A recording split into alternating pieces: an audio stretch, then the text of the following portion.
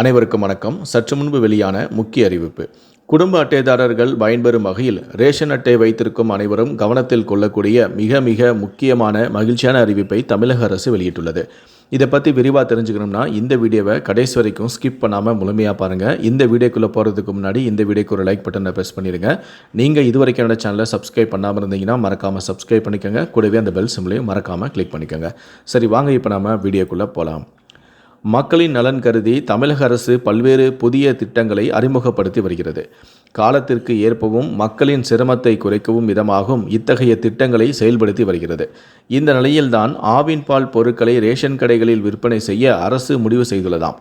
இது தொடர்பாக ஆவின் அதிகாரிகள் தரப்பில் கூறுகையில், விரைவில் மாநிலம் முழுவதும் உள்ள நியாய விலை கடைகளில் ஆவின் பொருட்கள் விற்பனை செய்யப்படும் எனவும், தற்போது ஆவின் தயாரிப்புகள் பல்பொருள் அங்காடிகளில் விற்பனை செய்யப்படுகிறது.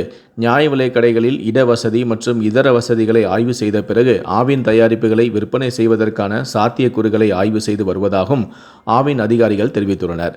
மேலும் இந்த திட்டத்தின் மூலம் மாதந்தோறும் 8 கோடி முதல் 9 கோடி ரூபாய் வரை கூடுதல் வருவாய் கிடைக்கும் என எதிர்பார்க்கப்படுவதாகவும் கூறியுள்ளார்.